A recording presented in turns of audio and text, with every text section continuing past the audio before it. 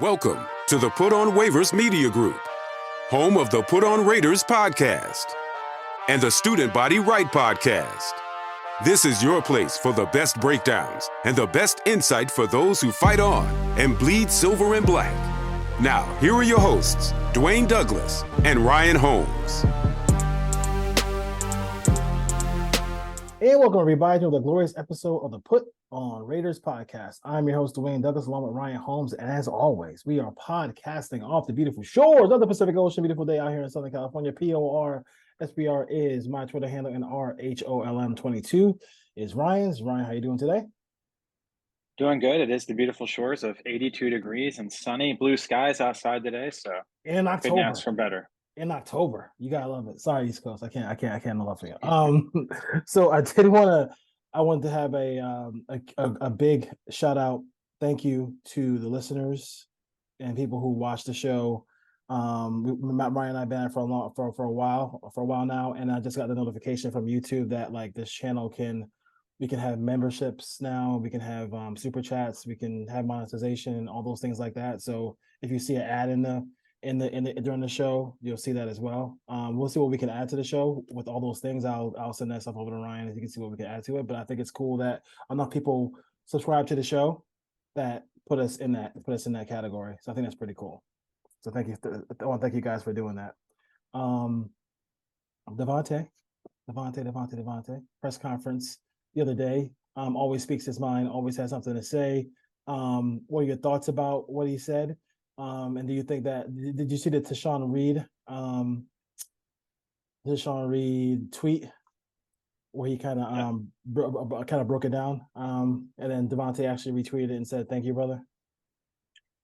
Yeah, I actually retweeted it as well with like a meme of a guy saying exactly. And those are my takeaways. Exactly how Tayshawn presented it.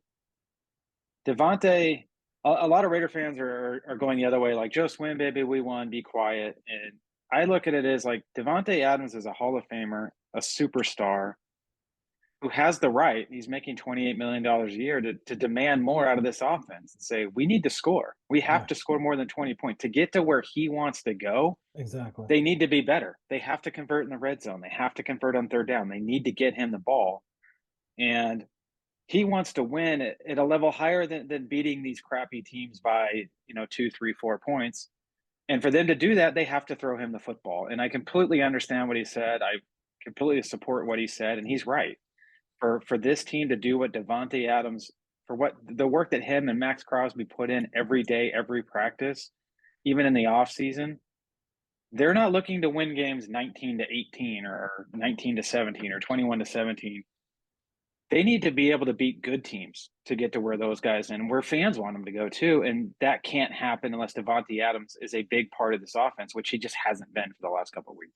And the one thing too is like, what happened after the last playoff run the Raiders had, right? The first thing everybody said was it wasn't sustainable, right? It wasn't sustainable to play that way because they really weren't scoring, stuff like that, whatever. This is the same thing he's talking about. Like, he's been, like, think about it. He was with Aaron Rodgers, and that wasn't even a high enough level to get to where he wants to go. So for the Raiders, it has to start coming in now. You have an offense, you have a play caller who is like, I mean, him one-on-one is just like he just wants a chance. Like, I mean, he wants those 8 targets and the 9 targets because he feels like if he does that, if you do that offensively, he can score points and he can score points. He can help this team not have to sweat out games in the fourth quarter and against really bad opponents. And the Raiders I don't think the Raiders are great right now, but they could have won a lot of these games in a snooze fest in the fourth quarter. Yeah, I don't think Davante would have said what he said if they're winning games 35-10. Exactly. Like, it's not like they're going out and it's fireworks every week and they're the Miami Dolphins. They've had 6 games, which is a third of an NFL season where they haven't even scored 20 points in a game. So I think it's more the frustration is, yeah, we're winning, but we're not scoring. We're not putting pressure on teams. We're not doing what we need to do to be a good NFL team. And, oh, by the way, you're not throwing me the ball. Yeah. If they were scoring 35 points a game or 30 points a game and he was getting 3 catches for 45 yards, I don't think that's a problem. But the fact is they are not moving the football in the red zone and they are not scoring touchdowns and they are not throwing him the ball. So you add it all together, completely understandable where Devontae's coming from. Yeah, And that's on the coach. That's on the quarterback. I mean, did you bring him here to be a decoy? I mean, you gotta give him the football. You gotta give him the football. You gotta give him the football by all means, by any means necessary. I mean, even when he was in Green Bay and it was like, you know, they never had a big time target on the other side. He still got a bunch of catches and still was an integral part of a high scoring offense as far as that goes. Raiders, Bears, as far as like a kind of a snapshot of where they are. Offensively, they average 19 points a game. It's probably more than the Raiders, actually. It is. It is their appointments. Their opponents are averaging 29 points a game. Their rushing is seventh, partly because of their running game and because of Justin Fields, who might not play in this ball game. And then as far as passing, they're 24th in the NFL. Overall, defensively, they are 25th in the NFL in rushing as well. So Matt Eberflus's bunch could be Tyson Bagnet from Shepherd College. You know what Shepherd College is? I have no idea. No. So it's a great opportunity for the Raiders here to kind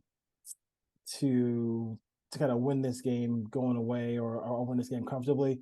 Kind of want to attack early here. What are your thoughts about the game plan here going into Chicago? I think it's simple defensively for Patrick Graham. If they start a rookie undrafted quarterback, you got to take away the running game. And the Bears are down their starting tailback too. Khalil Herbert's on IR, so they're going to be starting Roschon Johnson, the rookie out of Texas, with some Deontay Foreman mixed in.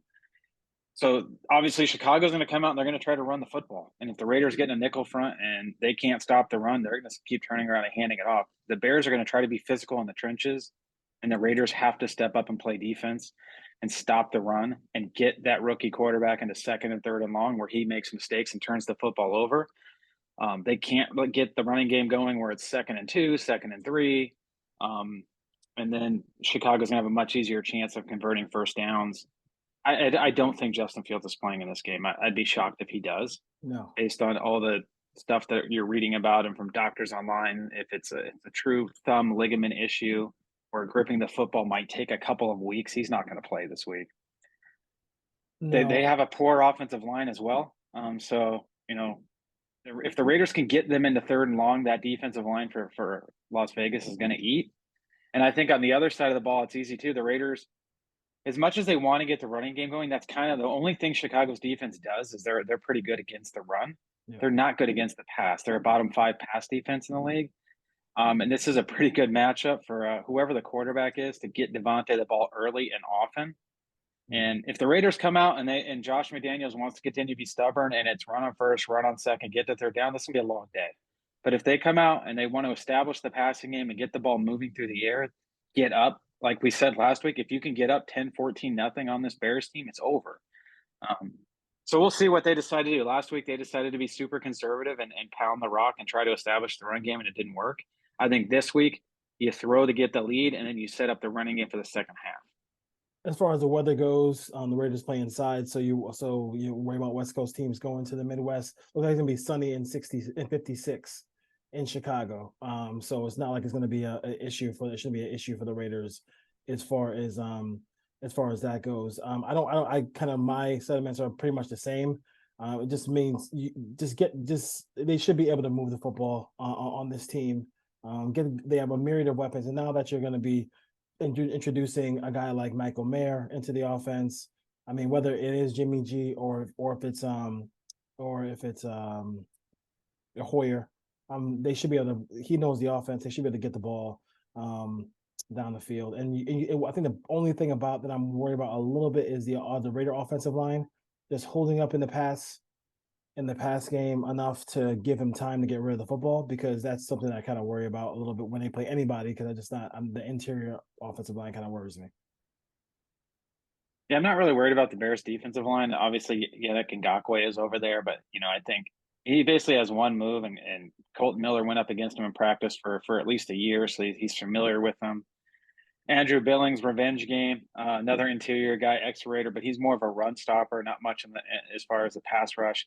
I would keep an eye on the safety, Jaquan Brisker out of Penn State. He's kind of a game changer for them defensively. They move him around. He'll blitz. It's very physical in the run game. So the Raiders need to know where Brisker is at all times. And then, they got a rookie corner out there in Stevenson. They need to test him. And then obviously the linebacker crew, they got TJ Edwards and Tremaine Edmonds, who were both free agent additions. But, there's no one really on this Bears defense that scares you. I do question if it is O'Connell. If O'Connell does play in this game, he needs to understand the clock and the pocket, not hold the ball as long, just have a better pocket presence. He can't turn the ball over 3 or 4 times. He's got to make good decisions. And if he does start, I think you're going to see the pound your head into the wall, try to establish the run, boring kind of offensive game. Yep. So we'll see where they go. I do anticipate it would be O'Connell if Garoppolo doesn't go, but then I do think you're going to have a very conservative game plan around that. You probably would as well with Hoyer, but they need to get the ball down the field. They need explosive plays. They need to get the ball to Devontae. They need to run play action. Like, we can sit here and talk about it every week, but until Josh does it, it's going to continue to be a low scoring slugfest. Yeah. I mean, do you feel like these teams do? I mean, I think I do an effective job of self scouting. Because I kind of feel like people just end up just like, because we kind of, you spoke about how over and over again he's still like the same issues, like no play action, all these things like that, him being so stubborn, like he's running dig routes till the cows come home. Do you feel like that's something that that NFL teams, or at least the Raiders, don't do an effective job of? I do not think the Raiders do an effective job of it. I think around the league there are teams that probably do a much better job without sitting down and watching every one of their games and understanding, but just watching the Raiders, it seems like Josh wants to be physical, and he wants to establish the run game, and they just haven't been able to do that, and he hasn't adjusted really this year at all. And then obviously Devontae, not being able to move him around and get him into positions where you can get him the football. You don't really need to do that, but at some point it does help.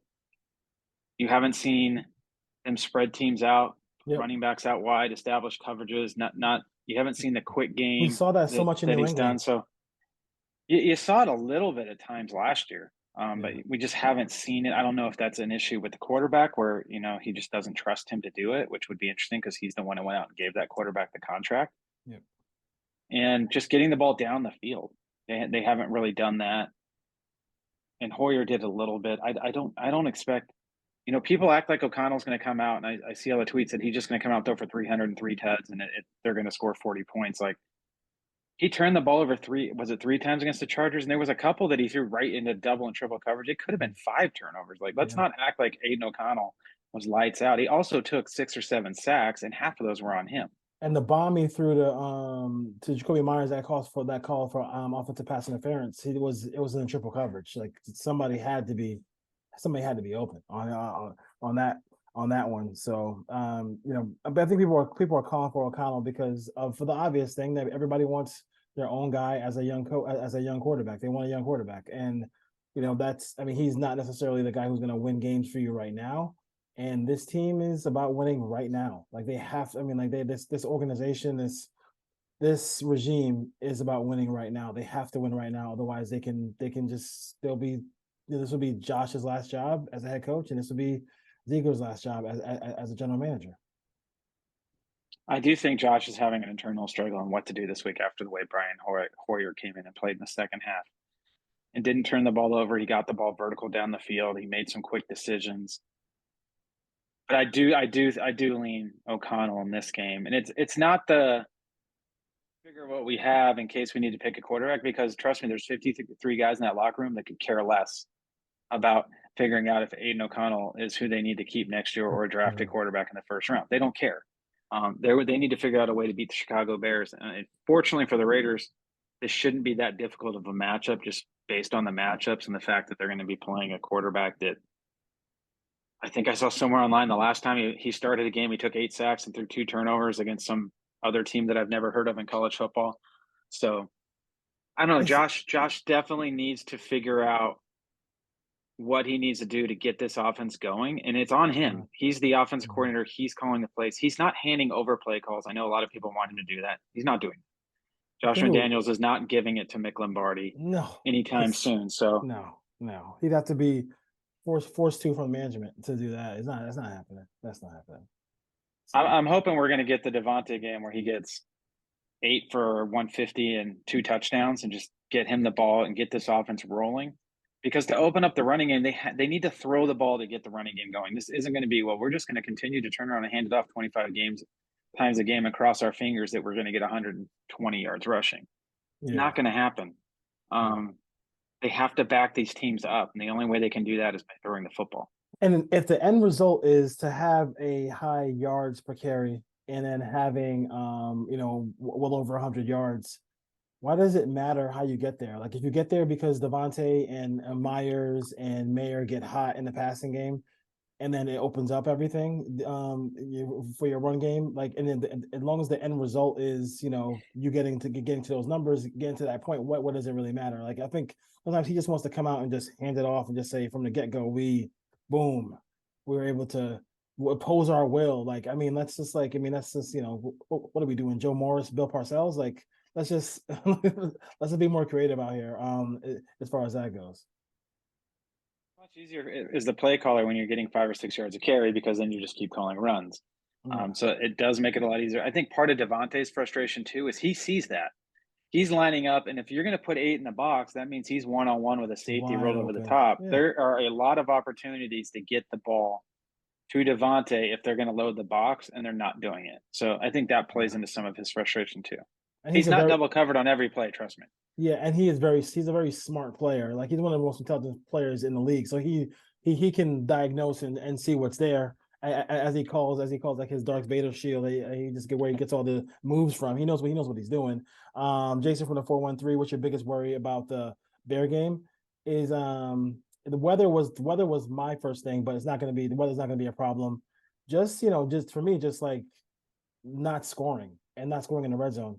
And depending so much on the kicker, because I mean I love the kicker, he's great. I mean, but I just don't want to depend on him as much as Josh McDaniels does, because he depends on him a lot, and he always is on the field all the time in the red zone.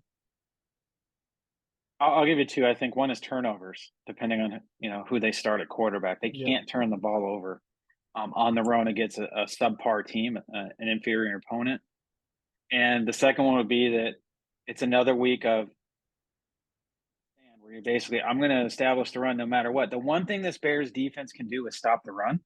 So if Josh wants to just line up and pound the rock and establish that run game, and they don't start moving the football, or they get into some 3rd and longs, that's where you get penalties and turnovers and drive stall, and letting the Bears hang around. Because the last thing they can do, this team has played okay in spurts. Obviously, that was with Justin Fields, but not with this other quarterback. But This is the type of team. This is a wounded animal. They're going into their house. They're playing a rookie quarterback that no one's ever heard of.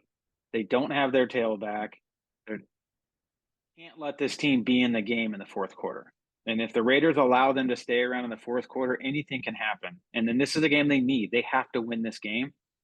I believe the next game, I could be wrong, is it the Monday night game at Detroit? At Detroit. They need this game. If they have any hopes of being in it late in the season, this is one that they're going to look back on, because they've already punted the Pittsburgh game that they needed, and they lost that game. Yeah. So you can't have multiple of these on your schedule. If you want to win 8, 9, 10 games, you can't lose these games. No question about that. 858. Any word on Jimmy G? No. I mean from Benson. Sorry, from as I said, any word from Jimmy G from Benson from the 858. We haven't heard anything about Jimmy. They're gonna keep that close to the best. They're probably gonna do up to game time, or as far as they can take it to. Sorry, as far as they can take it to, as far as that goes. But I didn't see him on the field. He hasn't been on the field all week, right? So it's been O'Connell and him. So I would say it's going to be O'Connell, or going to be Hoyer. I think most likely Hoyer will end up being the starter here as far as that goes. I would venture today's Thursday. I don't think we're going to see Jimmy G this week. There wasn't any signs of him possibly. Like if he was going to play this week, you would think maybe limited yesterday, maybe a limited today, get a full practice Friday. But I would be almost surprised at this point if he even travels. You're dealing with some sort of internal injury, lower back injury, getting on a plane, flying him across the country, coming home, and then having to go back to Detroit. I would think at this point you're probably not even going to see him travel with the team this weekend. Would be my guess, and I think they're going to go with O'Connell. Just my personal opinion. You think so? I think they're going to go with O'Connell this week. So okay, so that's a good point. So do you think it's just easier to go from O'Connell to Hoyer if things got bad? Was that one of the reasons? Yeah, I mean, if O'Connell comes out and he has a couple of bad series with a turnover or two, you can always turn it over to Hoyer. Yeah. I think they're gonna, I think O'Connell showed enough in that second half against the Chargers. Obviously, the first half was miserable, but the second half he showed enough. They moved the ball. They scored a touchdown late. And like you said, if it does get off the rails pretty quickly, you can always go to the veteran Hoyer to come off the bench and try to get back in the game. So that's the way I think. You can't really go the other way. If Hoyer goes out and he's terrible for the first half, and then you want to bring in O'Connell, I don't really see them wanting to do that. If they're going to go with Hoyer, I think they would be Hoyer for all 4 quarters. So that's why I laid O'Connell, and I think too that I think they are going to try to run the football. Although I would advise not to do that this week. Yes. But I think they are going to try to do that and try to take some pressure off of him. And then I think the play action, I think O'Connell is probably a little bit better. He was doing it pretty well in the preseason. Again, it's the preseason, but he had a couple of nice throws against the Chargers off of play action. Whereas Hoyer, I don't think we've really seen him do that. He didn't really do that last week when he played. And then I just think overall, this is a good spot to play. If they were playing a much better team, I think they would probably lean Hoyer. But this is the team that Aiden O'Connell should go out and be able to beat. Yeah, I would agree. I would agree, and it'd be interesting to see, is there a level of play you could get from O'Connell that would make you think about Jimmy? If he No. Jimmy's he has to Not play. this week. He has to play, so he has to. So I mean, if he throws for 404 touchdowns, we can have the conversation. But I don't envision that happening. No, they won't. I don't think. I don't think the Raiders will be aggressive enough to actually do that. I mean, Jimmy actually played pretty well last week before the injury. He had a really good first half. Yes, and then I think also his numbers would have changed to one on the Devontae bobble, and then on the play was it a play in the red zone for DeAndre Carter? He dropped on third. He dropped it. It would have been a touchdown. It would have been a touchdown. That was a great play call. One guy, and if he could have eluded one guy, it would have been a touchdown. Yeah, I look at it this way: like a lot of fans don't understand, like for what Jimmy can do. One with the protections, understanding where the blitzes are coming from, understanding which way to slide the lines. Like a lot of that's coming from the quarterback. Obviously, the center is involved in that as well. But when you have a rookie quarterback who's never seen the looks that they're going to show, it's really tough for those guys to be able to get the line going the right way, to figure out, okay, if this guy's coming, I can go over here. This route's going to be open. Like it's happening so fast for a rookie quarterback that I just think a lot of everyone's giving credit for how well the offensive line has played in stretches this year in pass protection. Part of that's also the quarterback understanding where the blitzes might come from and getting them into the right protection calls. So Jimmy does deserve credit for that. Like he's part of that, understanding at the line of scrimmage what's going on with the defense. Now you can argue, why is he not throwing it deep if he's getting protection? Why is he checking down? Like that's a wholly different conversation. But I think that's going underrated as far as what Jimmy's been able to do at the line of scrimmage. Now I'd like to see him get out of some of those run calls and throw the ball when they're loading the boxes. He hasn't done that. So we'll see what happens. But to think that Aiden O'Connell can step in and start diagnosing all these blitzes and exotic looks and be able to get first downs on 3rd and 7, 3rd and 8, not likely. Yeah, question about it. Let's see here from Chase from Virginia wants to know who, like through week 6, who's the Raider Rookie of the Year so far? Raider Rookie of the Year through week 6? Yeah. I don't know. Mayer? Michael Mayer? Because he had one game? Because he had one game. That's it. That's not good. What are the other options? Bennett has not. He's caught one catch. Bennett needs to be benched at this point. Smith doesn't play. Bernie doesn't play. Does Bennett have a PBU? I don't know if he does. I don't know if he has a PBU yet. I'm interested to see what. I don't expect Nate Hobbs to play this week either. And it's interesting, again, where the Raiders have an injury that's going to go into 4 weeks, and they didn't put him on IR when they could have.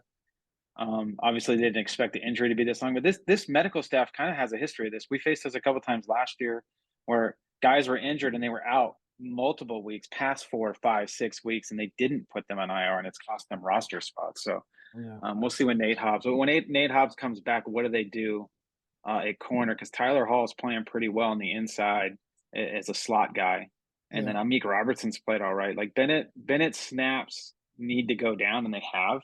Yeah. And we'll see and that's without Nate Hobbs being in the lineup as well. Yeah. Hobbs, is Hobbs a guy who could potentially be a safety in the future? That was his second part of it. Yeah. I mean, I think that's something that he tackles so well that I think that he could definitely do. I definitely kind of make that jump from corner to safety. My concern with Hobbs on the outside in this defense is they're playing a lot of cover 3 and cover 4.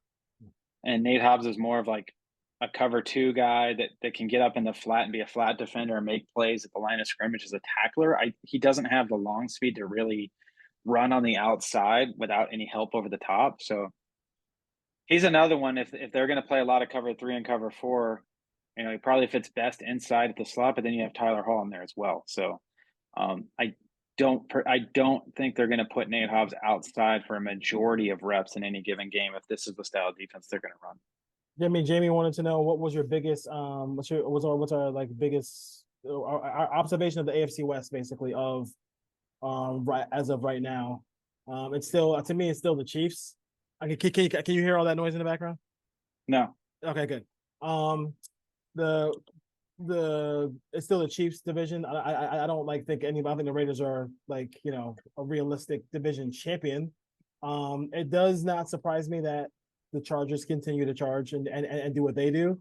I think Staley has been he's been what he is. He's been a very bad. You can't. I just like I said to my I live in San Diego, so I'm a bunch of Charger fans, and we just talk football, and I just say the same thing. I mean, you're not serious about football if he's your head coach. I think they're just not serious. I mean, they have a serious quarterback, they have some serious players on their team, but you're not serious about football if Staley is your head coach, and the quarterback of USC might be the quarterback of the Broncos. That kind of sums up everything.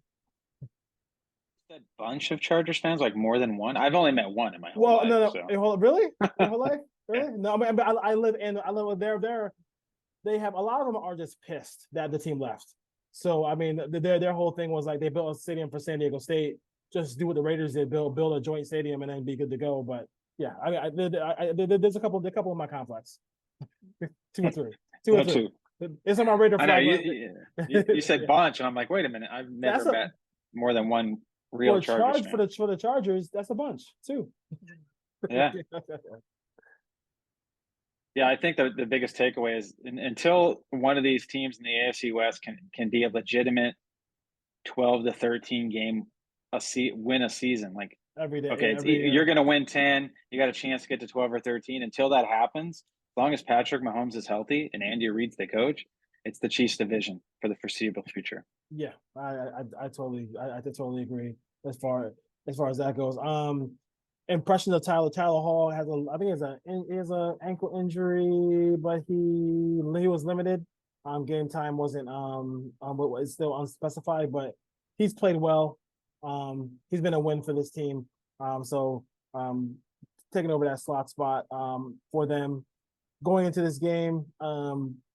You see Graham doing kind of the same stuff he's been doing that works. I mean, the Raiders are quote unquote ranked 11th in defense right now. So I don't foresee any changes as far as that goes. I mean, if this kid starts, the kid from Shepherd College, I mean, you might just let the front four go after him and then continue to play cover 3, cover 2, whatever.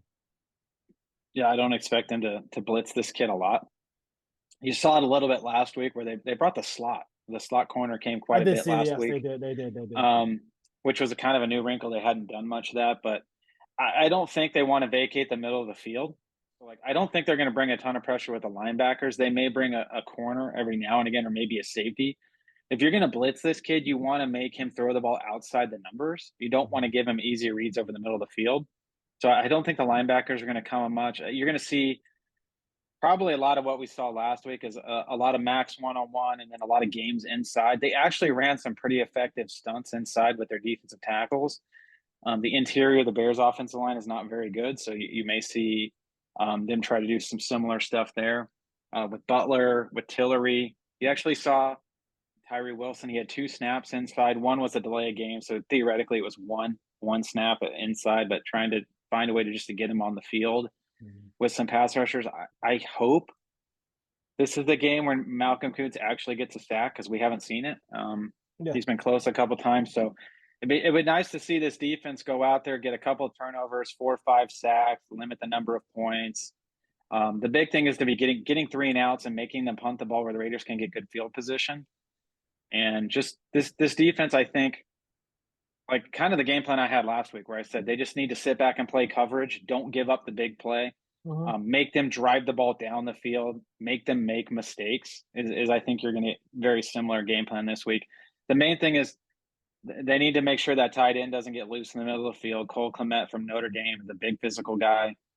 They need to know where DJ Moore is underneath, and then you got to be careful. You can't let Darnell Mooney get down the field. He's a deep threat out of the slot. So if you can figure out where those 3 guys are and kind of game plan around that, and then make the quarterback push the number outside, kind of cover 4, so you have 3 defenders underneath and make them and cover up the middle of the field, make them throw the ball outside. And I just want to test this kid and make him make those throws. Don't make it easy for him. Yeah, no question about it. And Moore is the guy who I love, but like he can't, like if Fields isn't playing, you can't let him get loose. You can't let him get loose as far as that goes. So prediction time. I almost had it. I was a couple points away from getting it right on point last week. Do you have anything else before we go to predictions about this game? No. Okay. How do you feel? How do you fight this game against the Bears is going to go? How I hope it's going to go is I hope the Raiders can get a lead early, like I said, and then establish the running game in the second half. Let Devontae eat. Let the defensive line eat. I do think that whether the Raiders play O'Connor or Hoyer, I don't expect them to put up huge offensive numbers as far as throwing the ball. I do think this is the week the Raiders will have a defense or a special teams touchdown. So I'm going to pad the number a little bit, thinking the defense or a kick return is going to find the way to get in the end zone. So I'm going to go Raiders 23. So we're going to get a season high in points this week, again with the help of the defense. And I think the Bears are going to be somewhere in the 10 to 13 range. So let's just say 23 to 13. Raiders W. 23 to 13. I think I'm going to go 27 to 10. So I just think it's 27. Wow. 27 to 10. I just feel like without Fields, something's gonna cave in for that team. There's no way they're gonna get to a whole game where this kid or Tyson Bagnet is gonna be able to make through that whole game. You might even see Peterman in this game. Don't sleep on Nate Peterman. Nate, could you imagine if you lose a game with Nate Peterman? Oh my God, Peterman revenge game. But it would be hilarious. No, but looking at it, I just don't. This is by far and away. I mean, after this, they don't. I mean, this is by even the Giants are a stronger team than this team is. So, like, this is by far and away the weakest opponent they face. I think they take full advantage of it. I think a bunch of Raider fans are going to be at that game in Chicago, and I think the Raiders win 27-10. I think go 4-3, and that'd be the 3-game winning streak. Can we call that a streak like Major League if you win once you get the 3? Need the third one. Hondo thinks it starts at 2. It really starts at 3. That's at 3, so no question about it. So, all right. I think that's pretty much it as far as that goes. Again, thank you all for listening and watching the show. I appreciate that. Whether you and don't forget to rate, review, subscribe, and share the show with a friend. So, all right. Anything else? No, should be hopefully another. I say another, but it should be a game where hopefully in the fourth quarter we're not glued to the TV set, living and dying every play. I'm talking. I thought we were headed that way last week. 16-10, they're driving. Yeah. Kick the field goal. I'm gonna go a step further. Middle of the third quarter, this game should be done. Middle of third quarter. Like so, no more. This game should be especially with Devontae's outbursts and everything like that. Or I mean, not really outbursts, but like his words. I really think that they should win this game going away. All right, Ray Nation. Peace out. Take care. Yep.